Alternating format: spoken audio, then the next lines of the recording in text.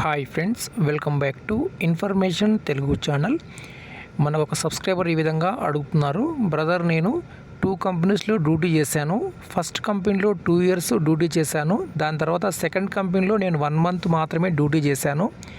ఇప్పుడు ఏ విధంగా నేను ఫుల్ సెటిల్మెంట్ చేసుకోవాలి అని అడుగుతున్నారు. ఈ వీడియోలో మీకు ఇన్ఫర్మేషన్ షేర్ చేస్తాను. వీడియోకి లైక్ చేయండి, కొత్తగా చూసేవారు సబ్స్క్రైబ్ చేయండి. ఇక్కడ ముందుగా నేను ఈపీఎఫ్ పాస్బుక్ వెబ్సైట్ ఇక్కడ ఓపెన్ చేసి చూపిస్తాను. సో ఈపీఎఫ్ పాస్బుక్ వెబ్సైట్ ఈ విధంగా మనకు ఓపెన్ అవుతుంది. ఇక్కడ UAN number, password, captcha code enter చేసి మనము లాగిన్ అవ్వాలి. సో ఇక్కడ నేను లాగిన్ అవుతాను.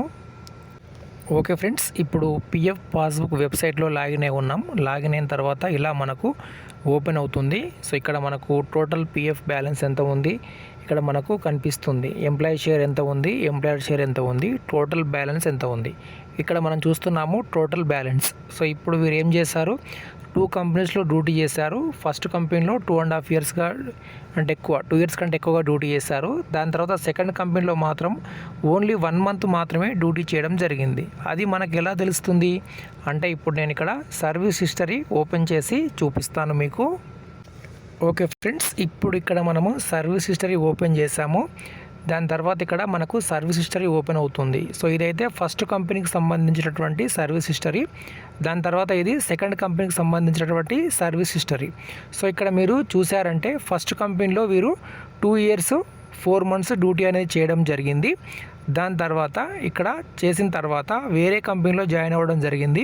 కానీ ఇక్కడ మీరు చూస్తే ఇక్కడ 18 డేస్ అంటే 1 మంత్ కూడా ఇక్కడ డ్యూటీ అనేది చేయలేదు. ఓకేనా, 1 మంత్ కూడా డ్యూటీ చేయలేదు.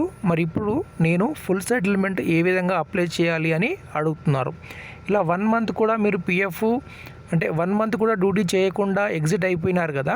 ఇప్పుడు ఫుల్ సెటిల్మెంట్ ఎలా చేయాలి అంటే ఇప్పుడు ఫస్ట్ ఉద్యోగం చేసింది అంటే ఈ కంపెనీలో మీకు టోటల్ పిఎఫ్ మరియు పెన్షన్ ఎక్కువగా ఉంది. కానీ ప్రజెంట్ లాస్ట్ వర్క్ చేసినటువంటి ఈ కంపెనీలో మీకు సర్వీస్ అనేది ఏమీ లేదు, అంటే ఓన్లీ 1 మంత్ మాత్రమే చేశారు. ఇలా ఉన్నప్పుడు మీరు పిఎఫ్ని ట్రాన్స్ఫర్ చేయొద్దు. ఫస్ట్ కంపెనీ నుండి చివరిసారిగా ఉద్యోగం చేసినటువంటి కంపెనీలోకి పిఎఫ్ని ట్రాన్స్ఫర్ చేయొద్దు.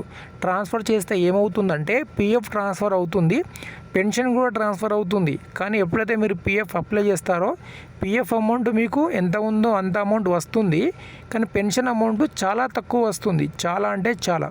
సో మరి ఇప్పుడు ఏ విధంగా మరి పిఎఫ్ని అప్లై చేయాలి అంటే వేరే ఒక కొత్త కంపెనీలోని జాయిన్ అవ్వాలి. ఓకే, కొత్త కంపెనీ జాయిన్ అయ్యి ఈ కంపెనీలో మీరు మినిమము 6 మంత్స్ డ్యూటీ చేయాలి. మినిమము 6 మంత్స్ డ్యూటీ కంప్లీట్ చేసుకోవాలి.